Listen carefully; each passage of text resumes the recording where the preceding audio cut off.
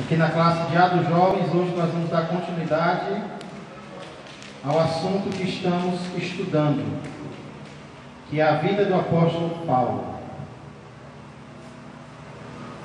Quem aqui já participou de uma viagem na qual o objetivo principal era evangelizar? Quando nós falamos em viagem, muitas vezes nós lembramos logo do passeio, nós lembramos logo de turismo. E realmente muitas vezes viagens são feitas com o objetivo de desfrutar de um momento de lazer com a família, de poder conhecer outros lugares. Porém, existem viagens que têm como objetivo principal viagens que acontecem principalmente para pregar a palavra, para evangelizar. Já participei de várias viagens assim. Se Deus mandasse, você iria para uma viagem missionária, longe, mesmo que fosse longe da sua casa? Se Deus mandasse você ir para outra cidade ou outras cidades, pregando a palavra, você iria? Hoje você iria? Na próxima semana? O assunto que nós vamos estudar hoje é a chamada primeira viagem missionária de Paulo. E ela é chamada de primeira viagem missionária não porque foi a primeira viagem que Paulo fez para pregar o Evangelho. Na verdade, nós vimos que após a conversão, o fariseu Saulo viajou algumas vezes pregando a palavra de Deus em vários lugares. Por que então, pastor, se Paulo já tinha viajado outras vezes para pregar a palavra, por que aqui nós vamos estudar hoje é chamada de primeira viagem missionária? Porque essa é a primeira viagem na qual Paulo é oficialmente enviado por uma igreja. As outras viagens que ele fez por conta própria, por decisão dele. Mas agora uma igreja vai enviar Paulo. Por isso ela é chamada de primeira viagem missionária. Ok? Para isso eu convido você a abrir a palavra de Deus no mapa. Não, estou brincando. Em Atos capítulo 13. Mas se você quiser, eu creio que na sua Bíblia tem, na parte de trás, alguns mapas. E é comum que venha o mapa das viagens missionárias de Paulo. Então aqui talvez não vai dar para ver tão bem, mas você pode aí deixar marcado no final da sua Bíblia o mapa da primeira viagem. Vê se vocês conseguem encontrar. Na minha eu consegui, já deixei aqui marcado. Então você abre em Atos 13 e também, se você tiver na sua Bíblia, você deixa lá no mapa da primeira viagem missionária de Paulo. Vocês encontraram? Tem na Bíblia de vocês? Não? 13.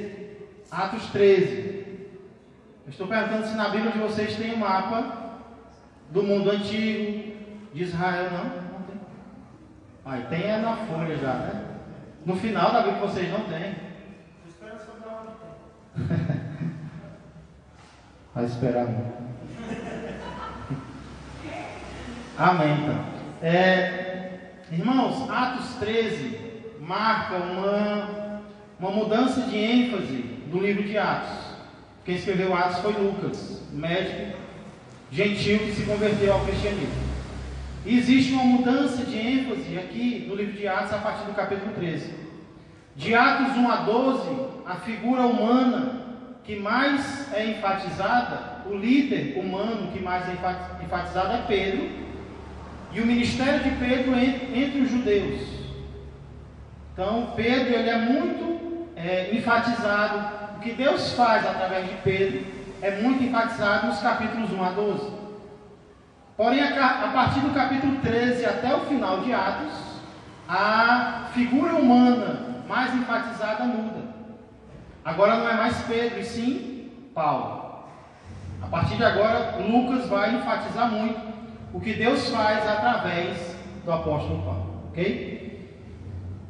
A começar pela primeira viagem missionária dele, que mostra a partida a partir do capítulo 13, versos 1 a 3. Vamos ler então os irmãos partindo de Antioquia. No estudo anterior, nós vimos como Paulo e Silas, eles vão até Jerusalém levando mantimentos, levando ajuda para os mais pobres, e algum tempo depois eles voltam para Antioquia. Então eles estão congregando em Antioquia, e aqui diz o que vai acontecer. Atos capítulo 13, versos 1 a 3, diz assim: havia na igreja de Antioquia profetas e mestres: Barnabé, olha o primeiro, Simeão, por sobrenome Níger. Níger significa algo em torno de escuro, preto mesmo, porque ele era negro. Lúcio de Cirene, Manaém, Colácio de Herodes, o tetrarca, e Saulo. Verso 2: e servindo eles ao Senhor e jejuando, disse o Espírito Santo: separai-me agora Barnabé e Saulo para a obra a que os tenho chamado. Então, jejuando e orando e impondo sobre eles as mãos, os despediram. Vamos orar antes de darmos continuidade. Pai amado e Pai querido, queremos mais uma vez, Senhor, buscar a Tua presença para dizer que estamos felizes, Senhor, por estarmos aqui. Creio eu, Pai, que não foi fácil para ninguém vir até este lugar. Só o Senhor sabe como foi a noite, como tem sido a vida de cada um. Mas eu agradeço, Pai, por termos conseguido, termos recebido do Senhor forças para estarmos aqui. E eu creio, Senhor, não em vão. Então abençoa este momento agora, como o Senhor já abençoou até aqui. Continua nos abençoando para que possamos aprender grandes lições retiradas da Tua palavra. Abençoa também, Senhor, aqueles que não puderam vir. É o que eu peço e agradeço em nome de Jesus Cristo. Amém e amém. Irmãos, nesses primeiros 3 versículos que narram a partida de Paulo e Silas de Antioquia, eu não sei se vocês notaram algo muito importante, que é o papel do Espírito Santo. Nós vimos aqui o papel do Espírito Santo. Alguém até disse que Atos não deveria ser chamado de Atos dos Apóstolos, e sim Atos do Espírito Santo. Porque nós vimos aqui que o papel do Espírito Santo é dirigir a igreja. É o Espírito Santo quem dirige a igreja. É o Espírito Santo que deve determinar o que cada um deve fazer na obra de Deus, tanto dentro quanto fora do templo. Pastor, e como inclusive essa foi a função que Jesus disse que o Espírito Santo iria executar. Jesus disse: eu vou para o Pai, mas eu vos enviarei outro Consolador. Quando Jesus diz outro Consolador, ele está querendo dizer aquele que vai, de certa forma, tomar o lugar de Jesus na igreja. Então Jesus está na presença do Pai, mas ele diz que não nos deixaria sós, ele nos enviaria outro Consolador. Então o Espírito Santo é como se fosse o representante de Jesus Cristo na igreja. Se Jesus é o cabeça da igreja, é o Espírito Santo que deve nos dirigir. Pastor, e como é que nós ouvimos a voz do Espírito? Porque ele tem que nos dirigir, mas ele não grita. Muitas vezes ele sussurra. E como é que a gente escuta a voz do Espírito? Como é que você sabe que o Espírito está, se o Espírito está ou não dirigindo você?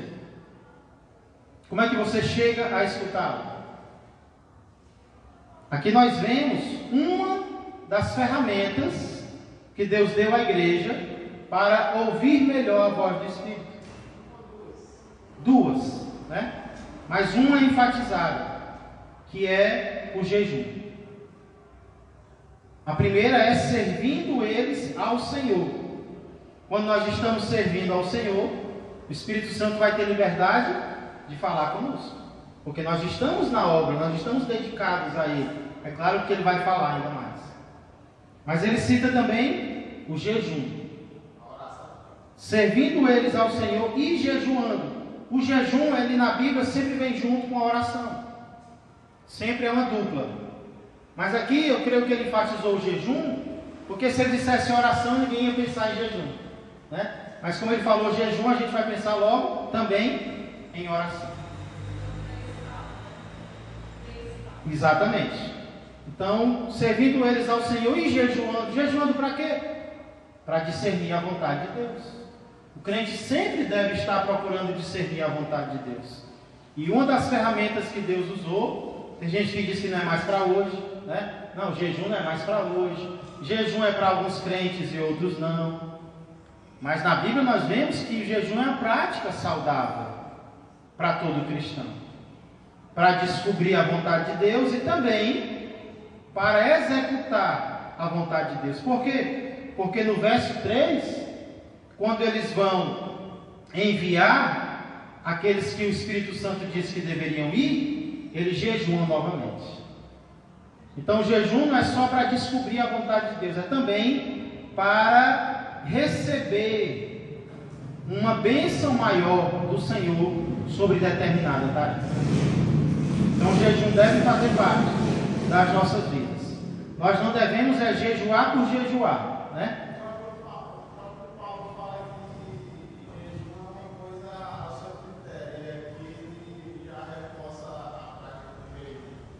Só que aqui não está, Alessandro, ordenando. Nós estamos aprendendo pelo exemplo, né?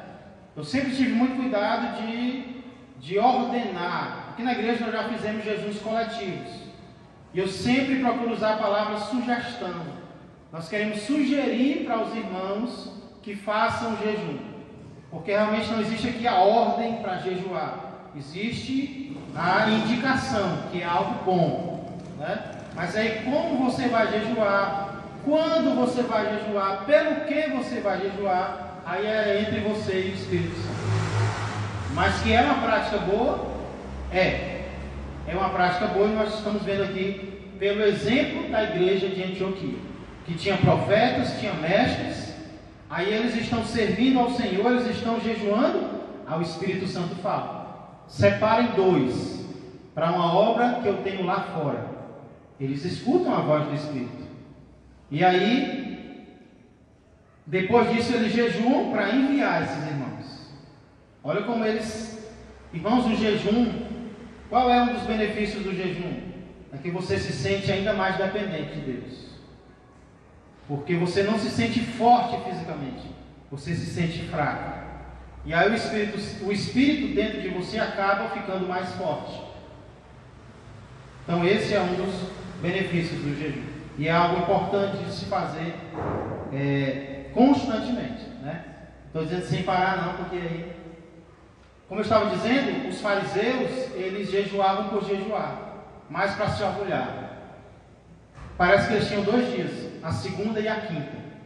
Toda segunda e quinta eles jejuavam. Mas para que eles jejuavam? Pelo quê? Então jejuar por jejuar, ou jejuar para dizer que está jejuando, não vale a pena. Tem que ser com objetivo, com propósito. Tem algo na minha vida que eu queria que Deus fizesse. E não é para Deus, para convencer Deus, né? Eu vou jejuar porque aí Deus fazer greve de fome para Deus fazer algo na minha vida. Não. É para você mesmo. É para você entender que é importante para você. Então o jejum ele foi usado ao longo da história da igreja e grandes respostas foram dadas pelo Senhor por meio do jejum. Aqui nós vemos também, irmãos, quem deve ser enviado para fazer a obra lá fora. Quem deve ser enviado para missões? Aqueles que já estão servindo na igreja.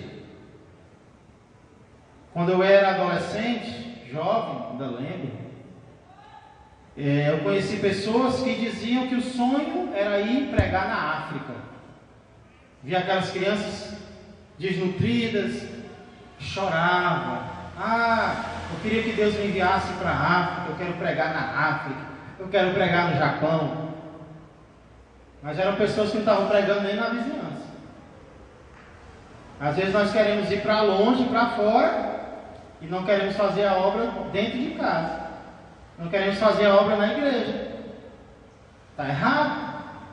Como é que eu vou querer que Deus me envie para outro lugar se eu não estou fazendo a obra onde eu estou? Se eu não estou sendo fiel no pouco, como é que eu estou dizendo para Deus que eu vou ser fiel no muito? Não tem como. Então primeiro eu tenho que aproveitar as oportunidades que Deus está me dando hoje, aqui, agora. Aí eu sou fiel aqui, aí Deus me envia ali, Deus me envia além. Esse negócio, quando eu crescer, eu quero ser missionário na Índia.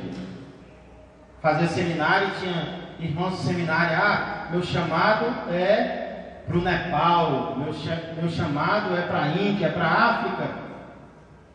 Pois comece a evangelizar na sua rua, comece a evangelizar na sua casa, comece a trabalhar na sua igreja, que aí, quem sabe, Deus vai te levar para longe. Então tem que começar onde nós estamos.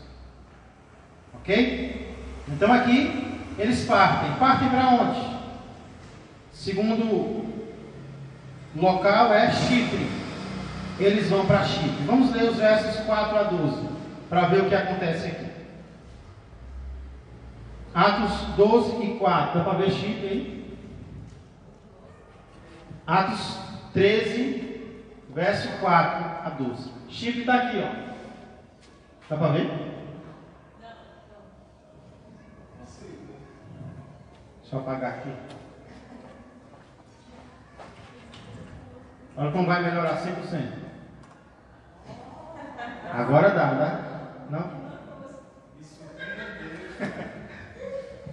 Então compre uma Bíblia que tem mapa. Então, verso 4 diz assim: enviados, pois, pelo Espírito Santo, desceram a Seleucia e dali navegaram para Chipre. Chegados a Salamina, anunciavam a palavra de Deus nas sinagogas judaicas. Tinham também João como auxiliar. Havendo atravessado toda a ilha até Pafos, encontraram certo judeu mágico, falso profeta, de nome Bar-Jesus, o qual estava com o procônsul Sérgio Paulo, que era homem inteligente. Este, tendo chamado Barnabé e Saulo, diligenciava para ouvir a palavra de Deus. Mas opunha-se-lhes Elimas, o mágico, porque assim se interpreta o seu nome, procurando afastar da fé o procônsul. Todavia Saulo, também chamado Paulo, cheio do Espírito Santo, fixando nele os olhos, disse: ó filho do diabo, cheio de todo engano, de toda malícia, inimigo de toda a justiça, não cessarás de perverter os retos caminhos do Senhor? Pois agora eis aí está sobre ti a mão do Senhor, e ficará cego, não vendo o sol por algum tempo. No mesmo instante caiu sobre ele névoa e escuridade, e andando à roda, procurava quem o guiasse pela mão. Então o procônsul, vendo o que sucedera, creu, maravilhado com a doutrina do Senhor. Eita, que pau! Irmãos, aqui nós vemos que eles descem para Seleucia. Seleucia era uma cidade vizinha a Antioquia, onde eles estavam, e que servia de porto. Seleucia era a cidade que servia de porto. Por quê? Porque de lá, de Seleucia, eles navegam para Chipre. Chipre era uma ilha. Aí eu pergunto para vocês, irmãos, por que será que a primeira cidade para onde eles vão, depois de Seleucia, é Chipre?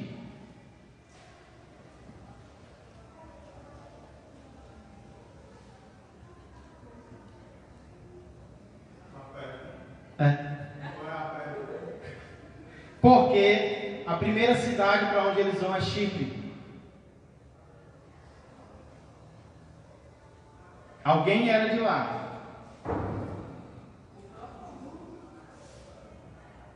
Provavelmente eles vão para Chipre, porque Chipre era a região natal de Barnabé. Barnabé era natural de Chipre, conforme nós vemos lá no capítulo 4, certo? Lá eles desembarcam em Salamina, que é a primeira cidade portuária de Chipre, onde anunciam a palavra de Deus nas sinagogas judaicas, tendo João como auxiliar. Pastor, o que era uma sinagoga? Quem sabe o que era uma sinagoga? Havia o templo em Jerusalém e haviam sinagogas. É como se o templo fosse a sede e as sinagogas fossem as congregações, né? Eram locais onde judeus que moravam longe de Jerusalém se reuniam para escutar a palavra de Deus e para louvar ao Senhor. É como se fossem pequenas congregações judaicas. Então Paulo, nós vemos aqui que ele decidiu, juntamente com Barnabé, ir nas cidades anunciando a palavra de Deus nas sinagogas. Primeiro, aos judeus. Paulo tinha essa visão de primeiro pregar ao seu próprio povo, tendo como auxiliar quem?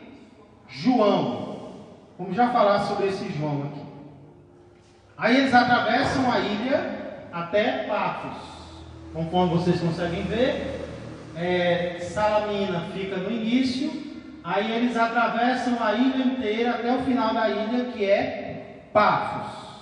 Lá em Pafos algo interessante acontece, porque eles encontram um certo judeu, e é interessante a descrição que Lucas faz dele. Apesar de ser judeu, ele era mágico, não sei como é que pode isso, e ainda era um falso profeta. Judeu, mágico, falso profeta, ou seja, ele era uma mistura de um monte de coisa. O nome dele era Bar Jesus. Bar na Bíblia é filho. Olha o nome do cidadão: Bar Jesus, filho de Jesus. Judeu, mágico, falso profeta. O nome dele era filho de Jesus. Também se interpretava Elimas. E o que tem de interessante nesse tal de Elimas, pastor, nesse Bar Jesus? Ele estava ligado, não sabemos como, ao procônsul da região. O que era o procônsul, pastor? Era uma espécie de governador. Era a autoridade da região, chamado Sérgio Paulo. Lucas diz que Sérgio Paulo era inteligente e diligenciava por ouvir a palavra de Deus. Ou seja, a autoridade queria ouvir Paulo e Silas pregando. Só que havia um problema. Aqui é prudente, desejoso, né? Algo voltado para aquilo. Quando fala inteligente, Alessandro, ao invés de inteligente, é prudente. Era um homem que gostava de aprender, era um homem que gostava de saber das coisas. E ele ouve falar de Paulo e Silas e eles querem ouvir a palavra de Deus. Só que Elimas não queria. Por ser mágico, por ser alguém que não tinha Deus de verdade, ele quer impedir o procônsul de ouvir a palavra de Deus. Vocês já passaram por essa experiência de querer evangelizar alguém, talvez alguém da sua própria família, e ter alguém perto daquela pessoa que você vê que fica colocando dificuldade? Que no Ceará tem uma expressão feia, né? Fica botando catinga, fica tentando impedir. Já aconteceu isso com você? Você está evangelizando alguém, às vezes o amigo da pessoa, a amiga, fica querendo cortar você, fica querendo dizer que não é assim. Você já sentiu isso? É ruim, né? Você vê que aquela pessoa está com o coração disposto para ouvir, mas tem alguém ali perto dela que quer impedir, que quer colocar dificuldade. Rapaz, quando Paulo viu aquilo, diz Lucas que ele, cheio do Espírito Santo, encarou Elimas nos olhos e começou logo elogiando. Ô filho do diabo, cheio de todo engano, você não vai parar de perverter os caminhos de Deus, não. Inimigo da justiça, a mão de Deus agora vai estar sobre você, e você vai ficar cego, não vai enxergar nada por algum tempo. E aí, irmãos, é exatamente isso que acontece. O homem fica cego, fica rodando, procurando algo e não enxerga. E quando o procônsul vê aquilo, já está com o coração aberto. Quando ele vê aquela demonstração do poder de Deus sobre aquele que ele conhecia, que era mágico, ele crê no Senhor. Maravilhado, interessante, maravilhado com a doutrina do Senhor, com o ensino. Era alguém voltado para a doutrina, era alguém voltado para o ensino. E é isso que chama a atenção dele, a doutrina do Senhor. Pastor, é possível que, como ensinamento de Cristo, existissem muitos Bar Jesus? Com certeza, Jesus profetizou que isso tanto aconteceu no primeiro século, antes da destruição de Jerusalém, como vai acontecer também no final, né? Muitos falsos profetas. Se você clicar no Google falsos cristos, você vai encontrar um monte. Pessoas que afirmam ser Cristo. Talvez por isso perdoa, eles não sabem o que fazem, porque de fato o Cristo que morreu na cruz é verdadeiro. Ali é interessante aquela frase, Alessandro. Perdoa-lhes porque não sabem o que fazem. Ali eu vejo mais como uma compaixão de Jesus por aquelas pessoas, né? Não que elas merecessem ser perdoadas porque eram ignorantes, não. Porque Jesus mostrou que Ele é o Cristo, com palavras e com obras. Eles não mereciam ser perdoados, mas Jesus, Ele demonstrou a compaixão dele por aquelas pessoas, como Ele demonstra por nós também, né? Até por causa da rejeição que eles estavam tendo com relação ao Filho de Deus. Exatamente. Acho que foi mais nesse sentido. Pai perdoa, porque eles não sabem o que estão fazendo. E também ali, depois dali, veio o castigo de Deus, que foi endurecer o coração deles, né? Um endurecimento judicial de Deus. Mas, irmãos, eu achei interessante aqui se isso fosse feito hoje, o que Paulo fez, né? Seria muito criticado. Chamar alguém de filho do diabo, não pode, né? Ele era processado. Exatamente, é ser processado, não pode. E aí, essa era uma característica de Paulo. Paulo, ele tinha essa característica ele era muito amável, mas quando ele via um erro, ele também repreendia duramente o erro, amando, mas ao mesmo tempo dando o que era necessário. João Batista também era. Os apóstolos, de forma geral, eles eram assim, por isso que eles morreram, foram martirizados, né? Vai. Nesse contexto aqui, nesse comentário que o apóstolo Paulo fala sobre o Jesus, né? É uma imitação que ele fez do próprio Cristo ali em João 6, né? É verdade. Aquele povo que Cristo do diabo. É verdade. É verdade. João. Não sei se o capítulo 8. Sim. João 8 também, né? Vocês são filhos do diabo. É verdade. E é claro que a gente não vai sair por aí chamando todo mundo de filho do capeta. Mas o que é interessante é que Lucas diz que ele estava cheio do Espírito. Então o Espírito Santo foi quem levou Paulo a dizer e a fazer aquilo. Mais impressionante que depois de ouvir isso, o próprio Se converte. Ficou maravilhoso. Creu no Senhor. Então, haverão momentos, irmãos, em que nós vamos ter que ser firmes contra o reino das trevas. Contra pessoas que não querem e estão querendo atrapalhar o Evangelho. Estão querendo atrapalhar alguém de se converter. Porque Paulo poderia ter pensado só no mágico. Mas ele pensou no procônsul. Um homem que queria se converter, queria encontrar a verdade. E Satanás estava querendo impedir. Paulo viu Satanás ali. E ele usou essas palavras todas. Né? Muitas vezes acontece hoje que as pessoas estão indo sem estar cheias do Espírito. Cheio de si, né? Cheias de si. Eu posso, eu sou isso. É verdade. O efeito é totalmente contrário, né? Faz envergonhar o nome de Deus. Exatamente. É importante isso aí. O Espírito Santo é quem nos dá poder para realizar a sua obra. Se ele mandar, pode chamar que vai ter a conversão. Glória a Deus. Então, depois daí, eles vão para Perge da Panfilha, capítulo 13, verso 13. E navegando de Pafos, que era capital de Chipre, Paulo e seus companheiros dirigiram-se a Perge da Panfilha. João, porém, apartando-se deles, voltou para Jerusalém. Em Perge da Panfilha, algo desagradável acontece. Já tinham sofrido oposição de um tal mágico, aí agora de dentro do próprio grupo, alguém desiste. João Marcos, que foi trazido por eles para essa viagem missionária, acaba desistindo e voltando para Jerusalém. De lá, eles vão agora para Antioquia da Pisídia. Não confunda Antioquia com Antioquia. Tem a Antioquia onde eles estavam, tinha outra Antioquia, que era a Antioquia da Pisídia. Versos 14 em diante, até os 52. Vamos basicamente ler. Verso 14. Mas eles, atravessando de Perge para Antioquia da Psídia, indo num sábado à sinagoga, assentaram-se.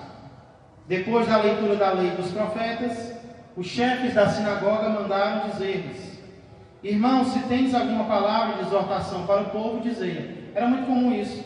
Quando alguém visitava, a congregação dá oportunidade para aquele judeu visitante falar. 16. Paulo, levantando-se e fazendo com a mão sinal de silêncio, calem a boca que agora eu vou falar, disse: varões israelitas, e vós outros que também temeis a Deus, ouvi. O Deus deste povo de Israel escolheu nossos pais e exaltou o povo durante sua peregrinação na terra do Egito, de onde os tirou com braço poderoso, e suportou-lhes os maus costumes por cerca de 40 anos no deserto. E havendo destruído 7 nações na terra de Canaã, deu-lhes essa terra por herança. Vencidos cerca de 450 anos, Depois disto lhes deu juízes até o profeta Samuel. Então eles pediram rei, e Deus lhes deparou Saul, filho de Quis, da tribo de Benjamim, e isto pelo espaço de 40 anos. E tendo tirado a este, levantou-lhes o rei Davi, do qual também, dando testemunho, disse: achei Davi, filho de Jessé, homem segundo o meu coração, que fará toda a minha vontade. Da descendência deste, conforme a promessa, trouxe Deus a Israel Salvador, que é Jesus. Havendo João primeiro pregado a todo o povo de Israel, antes da manifestação dele, batismo de arrependimento. Mas ao completar João a sua carreira, dizia: não sou quem supondes, mas após mim vem aquele de cujos pés não sou digno de desatar as sandálias. Verso 26. Irmãos, descendência de Abraão, e vós outros, os que temeis a Deus, a nós nos foi enviada a palavra desta salvação. Pois os que habitavam em Jerusalém, as suas autoridades, não conhecendo Jesus nem os ensinos dos profetas que se leem todos os sábados, quando o condenaram, cumpriram as profecias. E embora não achassem nenhuma causa de morte, pediram a Pilatos que ele fosse morto. Depois de cumprirem tudo que a respeito dele estava escrito, tirando-o do madeiro, puseram-no em um túmulo. Mas Deus o ressuscitou dentre os mortos, e foi visto muitos dias pelos que com ele subiram da Galileia para Jerusalém, os quais são agora as suas testemunhas perante o povo. Nós nos anunciamos o evangelho da promessa feita a nossos pais, como Deus a cumpriu plenamente a nós, seus filhos, ressuscitando a Jesus, como também está escrito no Salmo 2: tu és meu filho, eu hoje te gerei. E que Deus o ressuscitou dentre os mortos, para que jamais voltasse à corrupção. Desta maneira eu disse: e cumprirei a vosso favor as santas e fiéis promessas feitas a Deus. Por isso também diz em outro salmo: não permitirás que o teu santo veja corrupção. Porque na verdade, tendo Davi servido a sua própria geração, conforme o desígnio de Deus, adormeceu, foi para junto de seus pais e viu corrupção. Porém aquele a quem Deus ressuscitou não viu corrupção. Tomai, pois, irmãos, conhecimento de que se vos anuncia remissão de pecados por intermédio deste, e por meio dele todo o que crê é justificado de todas as coisas das quais vós não pudestes ser justificados pela lei de Moisés. Notai, pois, que não vos sobrevenha o que está dito nos profetas: vede, ó desprezadores, maravilhai-vos e desvanecei, porque eu realizo em vossos dias obra tal que não crereis, se alguém vos contar. 42. Ao saírem eles, rogaram-lhes que no sábado seguinte lhes falassem estas mesmas palavras. O povo gostou, volta de novo para pregar de novo. 43. Despedida a sinagoga, muitos dos judeus e dos prosélitos piedosos seguiram Paulo e Barnabé, e estes, falando-lhes, os persuadiam a perseverar na graça de Deus. Aí o sábado seguinte veio, verso 44. No sábado seguinte, afluiu quase toda a cidade para ouvir a palavra de Deus. Mas os judeus, vendo as multidões, tomaram-se de inveja e, blasfemando, contradiziam o que Paulo falava. Então Paulo e Barnabé, falando ousadamente, disseram: cumpria que a vós outros, em primeiro lugar, fosse pregada a palavra de Deus. Mas posto que a rejeitais, e a vós mesmos vos julgais indignos da vida eterna, eis aí que nos volvemos para os gentios. Porque o Senhor assim nulo determinou: eu te constituí para a luz dos gentios, a fim de que sejas para a salvação até os confins da terra. Os gentios, ouvindo isto, regozijavam-se, glorificavam a palavra do Senhor e creram todos os que haviam sido destinados para a vida eterna. E divulgava-se a palavra do Senhor por toda aquela região. Mas os judeus instigaram as mulheres piedosas de alta posição e os principais da cidade e levantaram perseguição contra Paulo e Barnabé, expulsando-os do seu território. E estes, sacudindo contra aqueles o pó dos pés, partiram para Icônio. Os discípulos, porém, transbordavam de alegria e do Espírito Santo. Rapaz, a viagem agora ficou ainda mais interessante, né? Irmãos, o que nós vemos aqui? Paulo vai para Antioquia da Psídia e, como de costume, ele vai primeiro à sinagoga, porque Paulo entendia que a salvação tinha que ser oferecida primeiro aos judeus, o povo do Antigo Testamento. Deus fez a promessa para eles, então eu vou lá falar de Jesus para eles. E de fato, Paulo faz um sermão maravilhoso. Ele começa com a escravidão do Egito, mostra como Deus os libertou, Juízes, Samuel, Saul, Davi, e aí ele mostra que da descendência de Davi veio o Cristo. Ele foi morto, sem saber eles estavam cumprindo a palavra, mas ele ressuscitou, ele não viu corrupção, e é através dele que os nossos pecados podem ser perdoados. Aquilo que a lei não perdoou, a lei de Moisés não fez na vida de vocês, Jesus veio para fazer. Irmãos, a pregação de Paulo, de Barnabé, é tão maravilhosa, tão cheia do Espírito, que os judeus que estavam ouvindo aquilo pela primeira vez dizem: voltem de novo no próximo sábado, preguem essa mesma palavra para nós. Talvez eles pensaram: tem um amigo meu que não veio hoje, eu queria que ele ouvisse. Irmãos, quando chega na semana seguinte, porque eles se reuniam de sábado em sábado, quando chega no sábado seguinte, Lucas diz que a cidade quase inteira estava lá para ouvir a palavra. Que maravilha! Como Paulo e Silas devem ter ficado felizes, né? Olha, Deus está abençoando, muitos judeus vão se converter. De fato, com a primeira pregação, alguns judeus já estavam com o coração aberto para a palavra de Deus, né? Mas o que acontece, irmãos? O que acontece quando os judeus veem essa multidão? Multidão que nunca tinha vindo para ouvir eles, agora eles ficam com inveja. Inveja. O que você lembra quando ouve falar da inveja dos judeus? Pilatos. Um dos motivos por que Pilatos queria que Jesus fosse solto é porque ele sabia que, por inveja, os judeus o haviam entregue a ele. Os judeus entregaram Jesus por inveja, e agora estão repetindo o mesmo erro. Estão com inveja dos servos de Jesus. Por causa disso, eles blasfemam, eles contradizem. Imagina Paulo pregando e eles contradizendo, Paulo falando, eles dizem: não é assim, aquele tumulto. E aí Paulo diz: ah, é? Pois então agora vai acontecer o que está escrito na palavra. Convinha que a vocês primeiro fosse pregada a palavra, mas vocês não querem?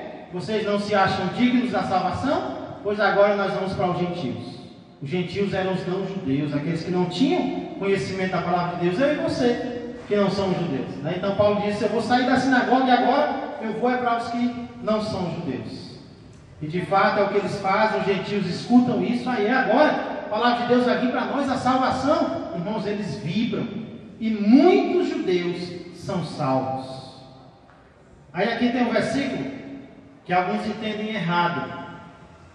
Verso 48 diz: os gentios, ouvindo isto, regozijavam-se e glorificavam a palavra do Senhor, e creram todos os que haviam sido destinados para a vida eterna. Os calvinistas leem isso e dizem: olha, está vendo? Só vai ser salvo quem Deus disse que vai ser salvo. né? Só vai ser salvo quem Deus escolheu para a salvação. Porque é isso que o calvinismo crê. Que antes da fundação do mundo, Deus olhou para todos os habitantes da terra que nasceriam, e Ele escolheu uns para o céu, e Ele escolheu outros para o inferno. E quem Deus escolheu para o céu, vai para o céu, e quem Deus escolheu, ou quem não escolheu para o céu, vai para o inferno. Mas, irmãos, aqui, a palavra destinados, ela nunca é usada para um decreto de Deus sobre a salvação. A palavra destinados aqui, ela tem um sentido mais de dispostos. Creram todos os que estavam dispostos para a vida eterna, né? Então, como foi dito, Deus dá o livre-arbítrio, né? Como foi dito no início pelo Gerlando, Deus dá o livre-arbítrio para o homem decide se ele vai aceitar ou se ele vai rejeitar a oferta de Deus. Os judeus rejeitaram, não estavam dispostos. Os gentios estavam dispostos. Então é como se Lucas estivesse dizendo, quem foi que creu? Todos os que estavam destinados, não nesse sentido, mas dispostos para receber a salvação. Como nós também estávamos quando nós ouvimos o Evangelho, né? Sandra, depois Alessandra. Pronto, alguém tem uma tradução diferente? Ordenados. Como se fosse organizados, né? Ordenados é voltados para uma ordem. Designados. O senhor já esclareceu, né? A questão de olhar para o texto, né? Que alguns versículos antes fala que os judeus rejeitaram. Exatamente. Estavam dispostos, realmente dispostos a aceitar Exatamente. a salvação. O contexto, bem lembrado, Alessandro, o contexto ele vai nos ajudar a entender o versículo. Porque aqui não diz que foi Deus que mandou os judeus rejeitarem. Não. Eles rejeitaram, os gentios aceitaram. Ok? E aí quando chega, quando isso acontece, muitos gentios se convertem, lá vem os judeus de novo, né? Antes, Cláudio. Tasso,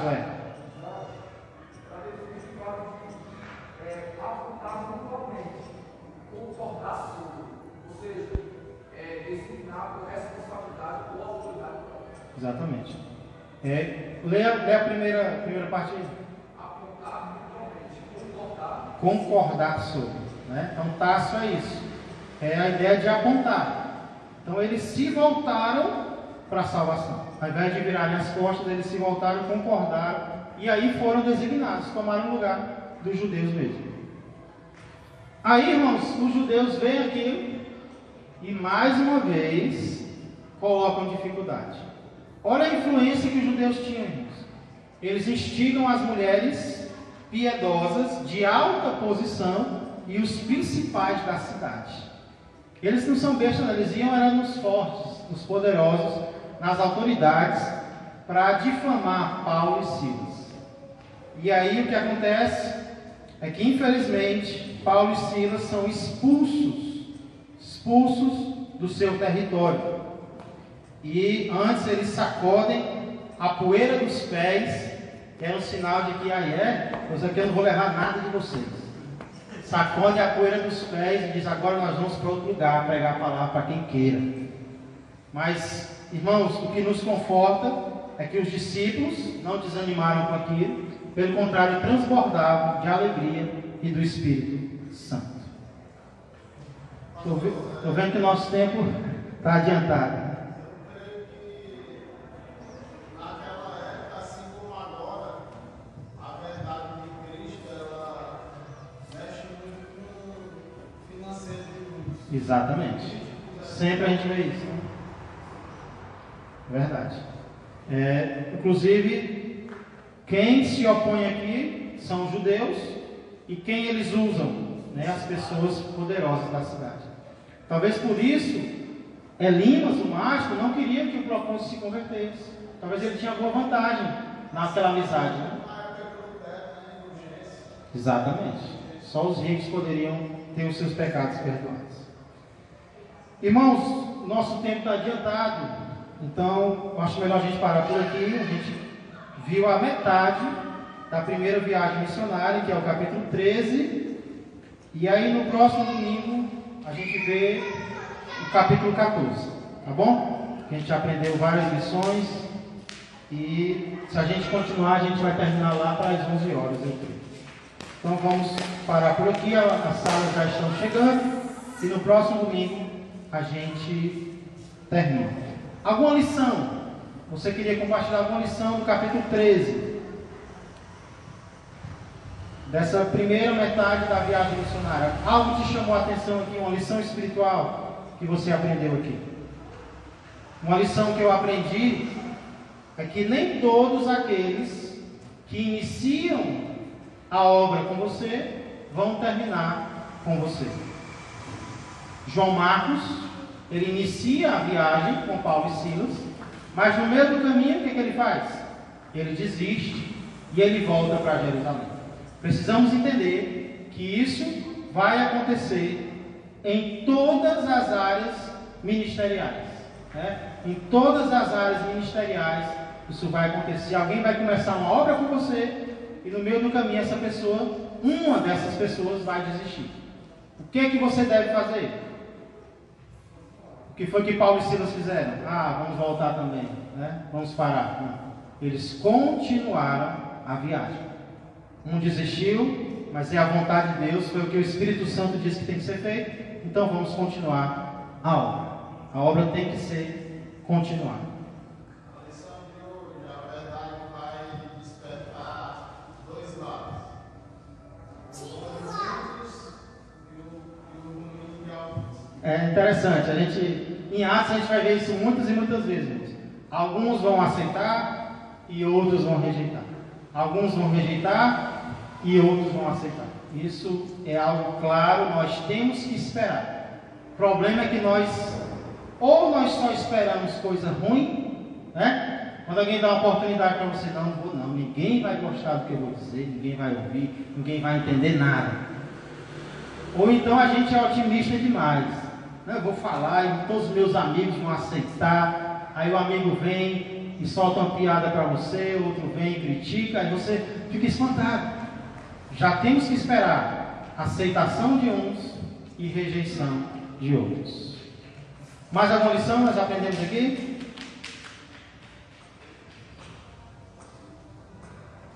Temos a oposição daqueles que não querem. Nós temos os sinais confirmatórios. E aí no próximo domingo a gente continua aprendendo mais sobre a palavra de Deus. Ok? Vamos orar, vamos ficar de pé.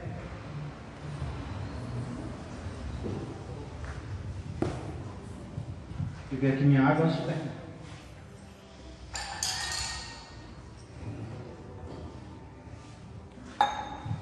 Senhor Deus, amado Pai, obrigado por mais esta oportunidade que o Senhor nos deu de meditarmos em Tua palavra, Pai. Senhor, a Tua palavra é verdadeira e a vida do apóstolo Paulo, ela ilustra um pouco, Senhor, de como deve ser a nossa vida. Nós temos que olhar para o que está escrito na palavra dos Teus servos e ver nisso um espelho para nós, de como devemos e como não devemos agir ou reagir. Dá-nos sabedoria, Pai, abençoa tanto a nós como aos nossos, aqueles pelos quais nós oramos ou com quem vamos ter contato nesses próximos dias. Muito obrigado. Pai, eu quero aproveitar esse momento para orar pelos missionários. Senhor, se nós que estamos aqui, nós já passamos dificuldades em nossa própria cultura, em nosso próprio povo. Senhor, imagine aqueles que estão distantes, aqueles que estão pregando em outras cidades, em outros estados e até em outros países e em outras culturas. Senhor, fortalecei-os, para que eles não desanimem, para que eles não voltem atrás, mas para que o Teu Evangelho, Pai, continue sendo pregado. Pois tudo isso eu peço e agradeço. Também, Senhor, pedindo pelo dia de hoje, pela tarde e pelo culto logo mais à noite, que o Senhor se revele a nós e que nós possamos, Pai, retribuir com um coração agradecido. É o que eu peço e agradeço em nome de Jesus Cristo. Que a graça do Senhor, que o amor do Pai e que a comunhão do Espírito Santo permaneçam e cresçam mais e mais na vida e na família de todos vós. Um ótimo dia a todos, que Deus abençoe.